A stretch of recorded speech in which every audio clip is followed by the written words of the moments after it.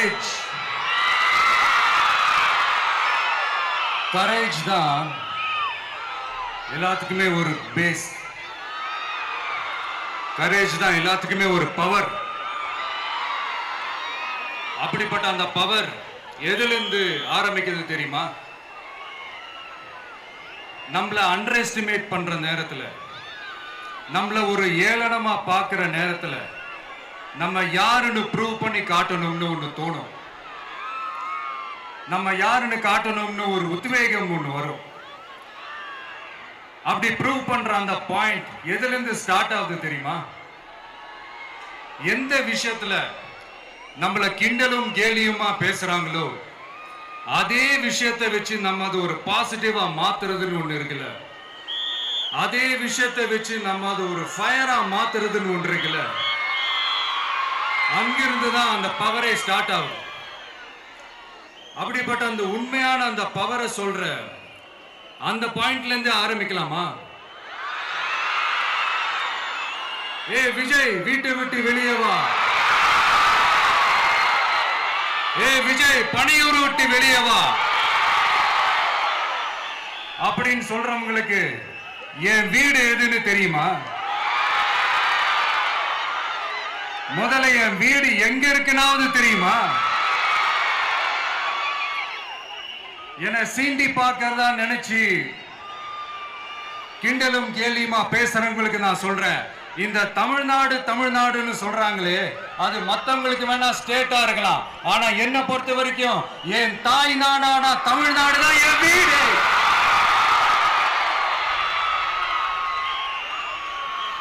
என் வீட்டுல மொத்தம் எத்தனை பேர் இருக்காங்க தெரியுமா? 8 கோடி பேர் இருக்காங்க. ஒட்டுமொத்த தமிழ்நாட்டு மக்களும் என் வீட்டு மக்கள், என் குடும்பம், என் உறவு, என் சொந்தம். எனக்கு எல்லாமும் கொடுத்த இந்த 8 கோடி சொந்தங்களுக்கு இனிமே எல்லாமுமா கூட நிக்க போறது இந்த விஜய் மட்டும்தான். தமிழ்நாட்டோட முதல் படை வீரனா, தமிழ்நாட்டோட முதல் பாதுகாவலனா அவங்க கூடவே நிக்கணும்ன்றதுதான் என்னுடைய குறிக்கோள். இன்னைக்கு இந்த விஜய், உங்க விஜய் உங்ககிட்ட ஓட்டு கேட்டு மட்டுமே வரல, உங்ககிட்ட நீதி கேட்டும் வந்திருக்கிற. ஆக்சுவலா உங்களுக்காக நீதி கேட்கறதுக்காக தான் நான் அரசியலுக்கே வந்தேன். ஆனா இன்னைக்கு நான் உங்ககிட்ட நீதி கேட்கறதுக்காக வந்திருக்கிறேன். இந்த விஜய் என்னங்க தப்பு பண்ணா? தன்னை நேசிச்ச தன்னுடைய மக்களுக்காக அரசியலுக்கு வந்தா அது ஒரு தப்பா?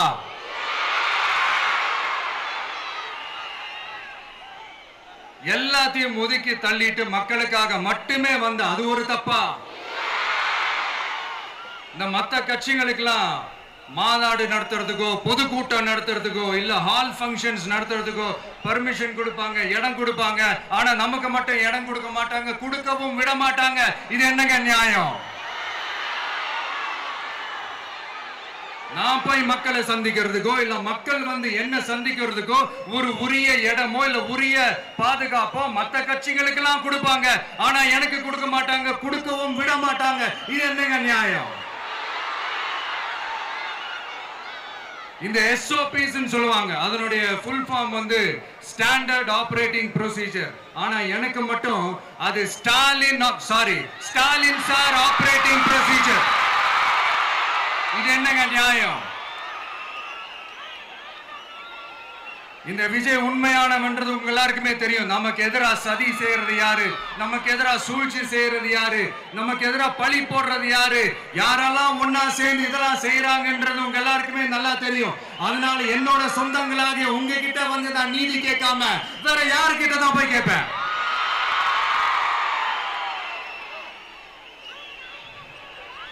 செல்ஃபே எடுக்காத ஒரு கூட்டணி கணக்கு, செல்ஃபே எடுக்காத ஒரு அழல பழைய அரித்மெட்டிக் கணக்கு, இதெல்லாம் வேலைக்கே ஆகாது. ஆணித்தரமா அடிச்சு சொல்றேன். அப்புறம் இந்த காசு கொடுத்து ஓட்டு வாங்கிடலாம்னு கனவு காண்றாங்கல்ல, அதுவும் இந்த விஜய் வந்ததுக்கு அப்புறம் நடக்கவே நடக்காது. வண்டி வண்டியா கொண்டாந்து குட்டுவாங்க. 1000, 2000, 3000, 4000, 5000. சாமி மேல சத்தியெல்லாம் வாங்குவாங்க. அப்படிதான் இத்தனை வருஷமா உங்களை ஏமாத்தி இருக்கிறாங்க. வாங்கிக்கங்க, சந்தோஷமா வாங்கிக்கங்க. எல்லாம் உங்க பணம் தான். வாங்கிக்கிட்டு அவங்க காதிலே விசில ஊதி அனுப்புங்க. எப்படி? அவங்க செவிலே விசில ஊதி அனுப்புங்க.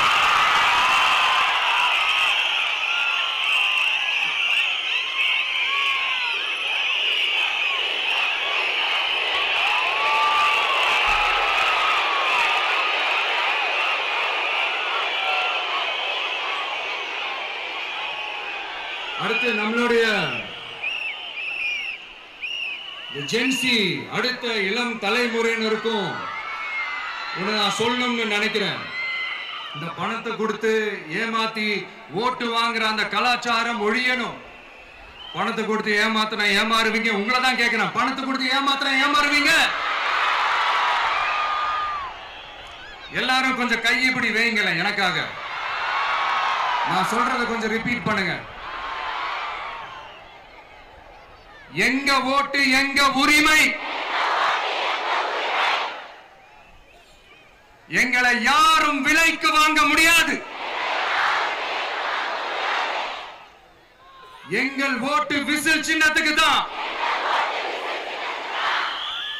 வேற யாரையும் நம்பி ஏமாற மாட்டோம். தேங்க்யூ. கேட்டுச்சா சார்? இனிமே நீங்க கொள்ளையடிச்சு வச்சிருக்கிற பணம் எல்லாம் வேஸ்டா போகுது. குப்பையில தான் தூக்கி போடணும். உங்களுடைய இந்த ஊழல் ஆட்சியும் மக்கள் குப்பையில தான் தூக்கி போட போறாங்க. அடுத்து ஒவ்வொரு வீட்டில் இருக்கிற என்னுடைய குட்டி நண்பா நண்பீஸுக்கும் நான் சொல்லணும்னு நினைக்கிறேன். வீட்டில் டிவியில உட்கார்ந்து இந்த பிரச்சார மீட்டிங் எல்லாம் பார்த்துட்டு இருப்பீங்க. உங்களையும் உங்களுடைய ஃபியூச்சரையும் மைண்ட்ல வச்சுக்கிட்டு தான் நாம அரசியலுக்கே வந்திருக்கிறோம். அதனால எனக்காக நீங்க ஒண்ணு செய்யணும். தொடர்ந்து செஞ்சுக்கிட்டு தான் இருக்கிறீங்க. நான் நிறைய கியூட்டான வீடியோஸ்லாம் நான் பார்க்கிறேன். லைக் உங்க அம்மா அப்பா கிட்ட மைக்க நீட்டி யாருக்கு ஓட்டு போடுவீங்கன்னு கேட்டா பின்னாடி இருந்த அந்த பையன், அம்மா விஜய்னு சொல்லுமா, அப்பா விஜய்னு சொல்லுப்பா அப்படின்னு நிறைய அந்த கியூட்டான வீடியோஸ்லாம் பார்க்கிறேன். அதை தொடர்ந்து தயவு செஞ்சு அதை தொடர்ந்து கண்டினியூ பண்ணுங்க. உங்க வீட்டில் இருக்கிற உங்களுடைய அப்பா அம்மா தாத்தா பாட்டி பெரியப்பா பெரியப்பா சித்தி சித்தப்பா அத்தை மாமா ஓட்டு போடுற வயசுல இருக்கிற அண்ணன் அக்கா எல்லாரையும் விசில் சின்னத்துக்கு ஓட்டு போட சொல்லுங்க. விசில் சின்னத்துக்கு ஓட்டு போட வைங்க.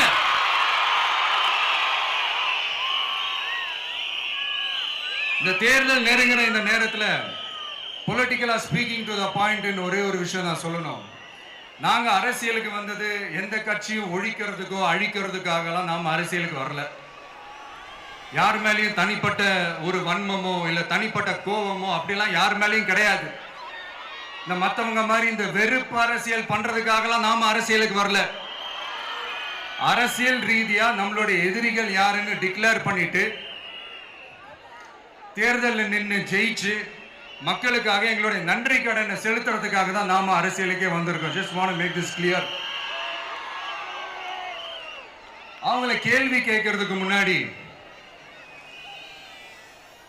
அவங்களோட இயலாமையை மறைக்கிறதுக்காக இந்த ஏ டீம் பி டீம் இதெல்லாம் கூட சேர்த்துக்கிட்டு ஒரே விஷயத்த சொல்லி அழுவுறாங்கல்ல. என்னன்னு சொல்லி அழுவுறாங்க? அனுபவம் இல்லாதவங்களால எப்படி ஆட்சி அதிகாரத்தை செய்ய முடியும் அப்படின்னு ஒரே விஷயத்த சொல்லி அழுவுறாங்கல்ல. அந்த அழுகைக்கு நாம ஒரு பதிலடி கொடுக்கணும்ல. மக்களே, நான் உங்களையே கேட்கிறேன், தெரியாம தான் கேட்கிறேன். இந்த அனுபவம் அனுபவம் அனுபவம்னு சொல்றாங்களே, அதிகாரத்தை வச்சு மக்கள் பணத்தை கொள்ளையடிச்சதை தாண்டி வேற ஏதாவது கொம்பு முளைச்ச பெரிய அனுபவம் இவங்களுக்கு இருக்குதா?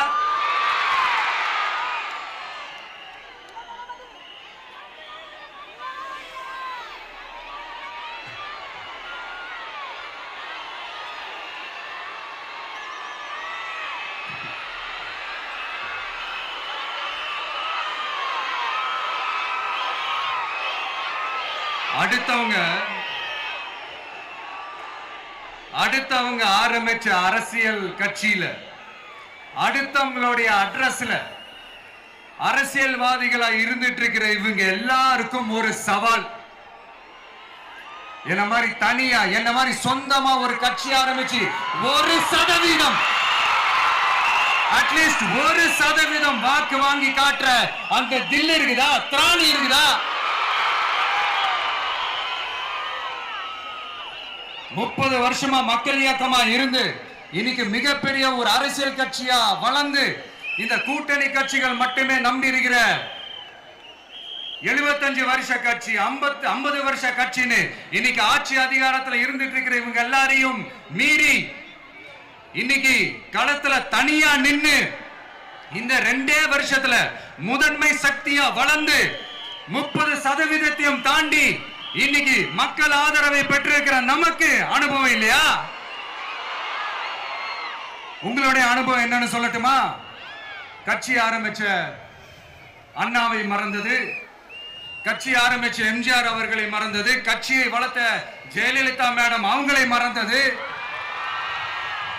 இவங்க எல்லாரும் சொன்ன விஷயங்கள், பேசின விஷயங்கள், எதையெல்லாம் ஃபாலோ பண்ணணும்னு சொன்ன விஷயங்கள் எல்லாத்தையும் மறந்தது. இவங்களுக்கு நமக்கு அனுபவம் இல்லையா? நமக்கு அனுபவம் இல்லதான். கொள்ளை அடிக்கிறதுலாம் எங்களுக்கு அனுபவம் இல்லதான். அதெல்லாம் எங்களுக்கு சுட்டு போட்டாலும் வராது. இந்த கொள்கையை பேருக்கு மட்டும் வச்சுக்கிட்டு நேரடியா சரண்டர் ஆகிறது, மறைமுகமா சரண்டர் ஆகிறது, இந்த மாதிரி அனுபவம் நமக்கு இல்லதான். அதுவும் நமக்கு சுட்டு போட்டாலும் வராது. மக்களை நேசிக்கிற நல்ல குணம் இருந்தா போதும்யா. நல்ல சூப்பரான ஒரு நல்லாட்சி கொடுக்கலாம். நல்லாட்சி கொடுக்கிறதுக்கு மெத்த படிச்ச மேதாவிகளா இருக்கணும்லாம் ஒன்னும் அவசியம் இல்ல. காமராஜர் அவர்கள் மாதிரியோ, எம்ஜிஆர் அவர்கள் மாதிரியோ மக்கள் சக்தியின் துணையால, மக்கள் மேல அக்கறையா இருக்கக்கூடிய நல்ல அதிகாரிகளின் துணையால சூப்பரான ஒரு நல்லாட்சி என்னால கொடுக்க முடியும், செஞ்சு காட்டுற.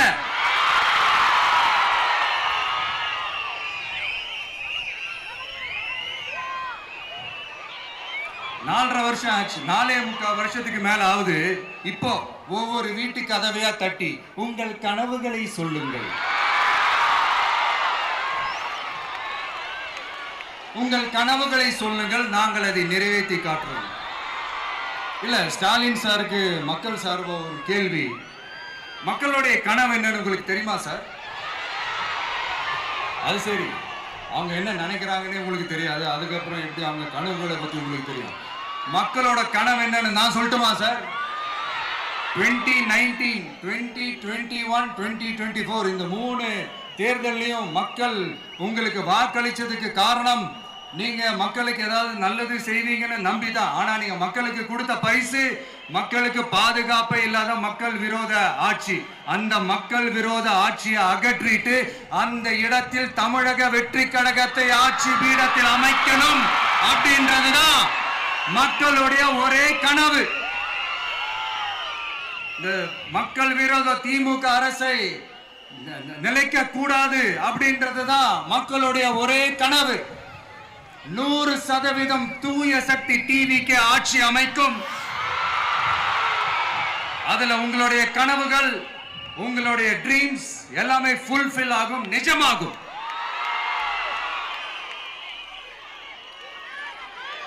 தமிழ்நாடு எப்பவுமே டெல்லிக்கு அவுட் ஆஃப் கண்ட்ரோல் அப்படின்ட்டு ஸ்டாலின் சார் அடிக்கடி சொல்லுவாங்க.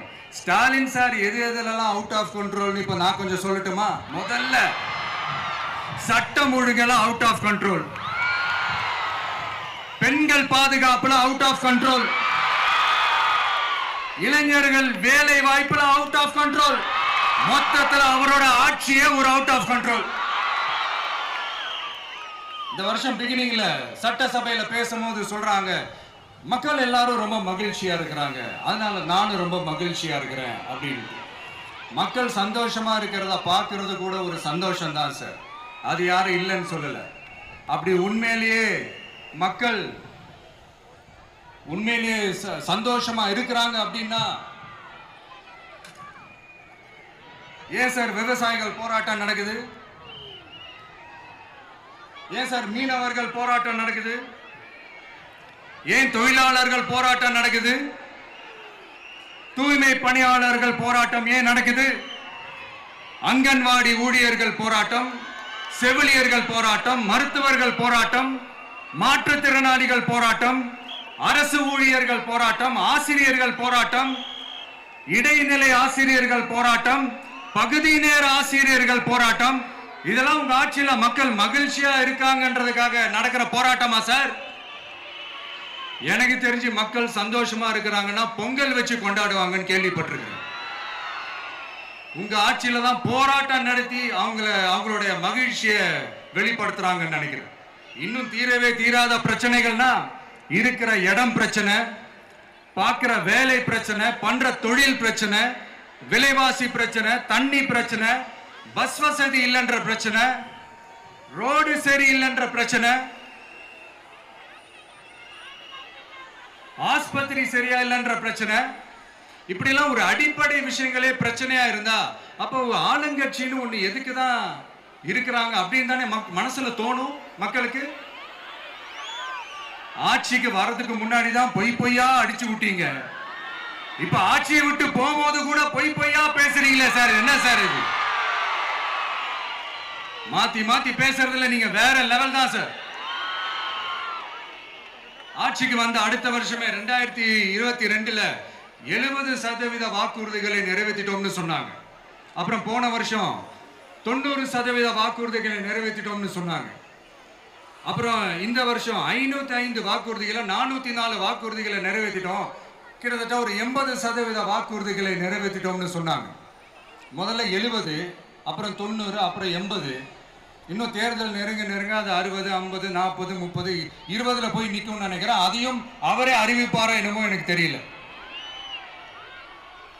முதல்வர் ஸ்டைல்லையே சொல்லணும்னா, பொய்யிலேயே பிறந்து பொய்யிலேயே வளர்ந்த புலவர் பெருமானே, கொஞ்சம் அத திருத்தி சொல்றேன், புலுகர் பெருமானே. அது இன்னும் பொருத்தமா இருக்கு. அவருடைய அண்ட புழுகு, ஆகாச புழுகு என்ன தெரியுமா? பெண்களுக்கு பாதுகாப்பு தமிழ்நாட்டில் எங்க போனாலும் கொட்டி கிடக்குதான். அப்படி அது உண்மைனா அண்ணா யூனிவர்சிட்டி அந்த பொண்ணுக்கு ஏன் சார் அப்படி ஒரு கொடுமை நடந்துச்சு? கோவை கல்லூரி பெண்ணுக்கு ஏன் சார் அப்படி ஒரு கொடுமை நடந்துச்சு? பெண் குழந்தைகள் பாதிக்கப்படுறதா கிட்டத்தட்ட 1000க்கும் மேலான போக்சோ கேசுகள் ஏன் சார் பதிவானுச்சு? போதைப் பொருள் கலாச்சாரம் கண்ட்ரோலே இல்லாம அது பாட்டுக்கு தாறுமாற எங்கேயோ போய்கிட்டு இருக்கு. வயலன்ஸ்லாம் தலைவிரிச்சு ஆடுது. அதுக்கு ஒரு ரீசெண்ட் எக்ஸாம்பிள் அந்த ரயில்வே ஸ்டேஷன்ல அந்த சிறுவர்கள் எல்லாரும் சேர்ந்து செஞ்ச அந்த சம்பவம். சட்டம் ஒழுங்கு சரியா இருந்தா ஏன் சார் இப்படி எல்லாம் நடக்குது? சட்டம் ஒழுங்கு சரியா இருக்கணும்னா முதல்ல தமிழ்நாட்டுக்கு ஒரு டிஜிபி வேணும் சார். எங்க சார் போனார் அவரு? எங்க அவரு? சும்மா இந்த ஆக்டிங் ஆபீசரை வச்சுக்கிட்டு அரசாங்கத்தை நடத்துனீங்கன்னா இப்படிதான் சட்டம் ஒழுங்கு சந்தி சிரிக்கும். முதல்ல தமிழ்நாட்டுக்கு ஒரு டிஜிபியை போடுங்க சார். அதுக்கப்புறமாச்சும் சட்டம் ஒழுங்கு சரியாகுதான்னு பார்ப்போம்.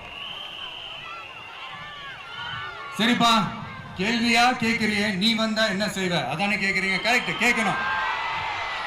மக்களோட அடிப்படை தேவைகளை தீர்க்கிறது தான் நம்மளுடைய ஃபர்ஸ்ட் வேலையே. அதை தீர்க்கிறதுக்கான அந்த தேடி போறது, அதோட சொல்யூஷனை தேடி போறது தான் நம்மளுடைய ஃபர்ஸ்ட் அஜெண்டாவே. கொஞ்சம் வெயிட் பண்ணுங்க, தேர்தல் அறிக்கை ரெடி ஆயிட்டு இருக்கு. தெளிவான ஒரு தேர்தல் அறிக்கையாவது வரும். என்ன நம்புற உங்களை நான் டிசப்பாயிண்ட் பண்ணவே மாட்டேன்.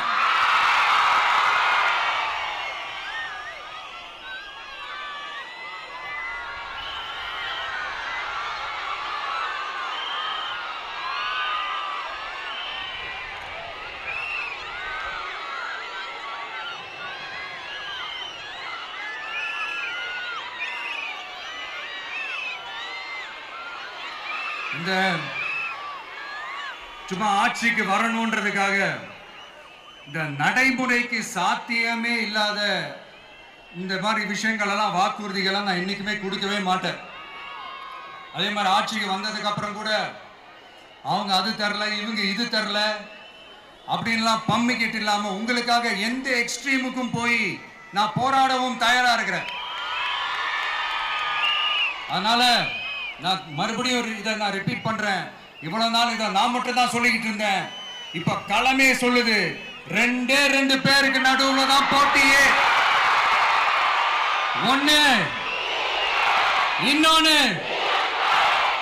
ஒண்ணு தூய சக்தி டிவிக்கு, இன்னொன்னு தீய சக்தி டிஎம்கே.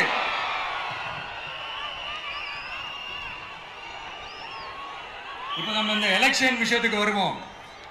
விஜய் என்னப்பா இவரை மட்டும் தான் எதிர்க்கிறாரு, இவங்களை எதிர்க்க மாட்டேன்றாரு, அவங்கள பத்தி எதுவுமே சொல்ல மாட்டேங்கிறாரு. இல்ல நான் கேட்கிறேன், இது யாருக்கான எலெக்ஷன்? தமிழ்நாடு சட்டசபைக்கான ஒரு தேர்தல். இப்ப இங்க யார் ஆட்சியில் இருக்கிறா? யாரு பொய்யா வாக்குறுதிகளை கொடுத்து மக்களை ஏமாத்துறது? யாரு மக்கள் விரோத ஆட்சியை நடத்துறது? அப்ப இங்க யாரை அகற்றணும்? இந்த மக்கள் விரோத திமுக அரசை அகற்றணும்னா நம்ம யாரை எதிர்க்கணும்? எதுக்கு தேவையில்லாம பல முறை மக்கள் ஆல்ரெடி டிலீட் பண்ணவங்களை எதுக்கு நம்மளுடைய கான்சென்ட்ரேஷன், நம்மளுடைய டார்கெட் திமுகன்றப்போ டார்க்னஸ் குள்ள எதுக்கு கல்லெறியணும்?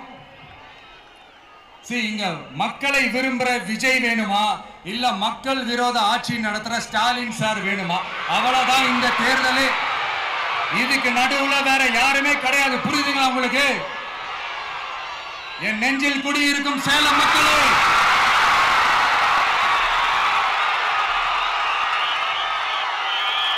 one last simple question. Vijay நம்புறீங்களா, ஸ்டாலின் சார நம்புறீங்களா? அவ்வளவுதான், முடிஞ்சு போச்சு. கதம். போர் முழக்கம் உங்களை ஒரு நிமிஷம் கூட தூங்க விடாது. இந்த போன லாஸ்ட் வீக் இந்த டிஎன்பிஎஸ்சி இந்த எக்ஸாம்ஸ், இந்த குரூப் 2 எக்ஸாம்ஸ் அதை அனௌன்ஸ் பண்ணிட்டு உடனே அதை கேன்சல் பண்ணிட்டாங்க. இது உலகத்துக்கு எல்லாருக்கும் தெரியும். கேன்சல் பண்ணிட்டு ரொம்ப சிம்பிளா டெக்னாலஜி இதோ சம் ஃபால்ட், டெக்னிக்கல் ஃபால்ட் அப்படின்னு சொல்லி அதை கடந்து போயிட்டாங்க. இத்தனை வருஷமா ராத்திரி பகலமா கஷ்டப்பட்டு படிச்சு எப்படியாவது நமக்கு அந்த வேலை கிடைக்காதான்னு அந்த எக்ஸாம்ஸை ஃபேஸ் பண்ண வந்த நம்மளுடைய தம்பி தங்கைகள் எவ்வளவு ஒரு மன உளைச்சலுக்கு ஆளாயிருப்பாங்க. அதை யாராவது யோசிச்சு பார்த்தீங்களா? ஒரு எக்ஸாம்ஸை ஒழுங்கா நடத்த தெரியல, இதுல உலக நாடுகளோட போட்டி போடுறாங்களாம்.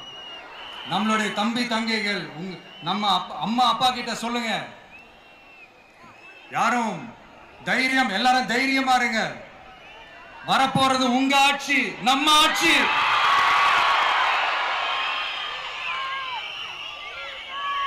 அதனால இந்த மாதிரிலாம் எதுவும் நடக்காம சமூக நீதிக்கான ஒரு நல்ல ஆட்சியை அமைப்போம். இளைஞர்களின் வேலை வாய்ப்புகளை மனசுல வச்சுக்கிட்டு டிரான்ஸ்பரண்டா அதுக்கான ஒரு தீர்வை காணுவோம். நான் விக்கிரவாண்டி மாநாட்டில் பேசும்போது ஒரு பொலிட்டிக்கல் பாம் ஒன்னு சொன்னேன், ஞாபகம் இருக்கா? ஆட்சியிலையும் பங்கு, அதிகாரத்திலையும் பங்குன்னு ஒன்னு சொன்னேன். இப்போ அந்த பொலிட்டிக்கல் பாம் எல்லா கூட்டணியிலையும் வெடிச்சுக்கிட்டு இருக்கு, தாறுமாற வெடிச்சுக்கிட்டு இருக்கு. ஸ்டாலின் சார்லாம் பதறாரு,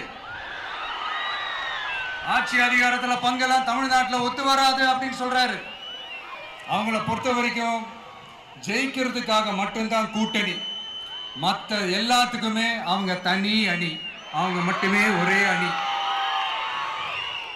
வெல்வோம் ஒன்றாக, ஆனா வரும் வெல்த் எல்லாம் பார்ப்போம் தனியாக.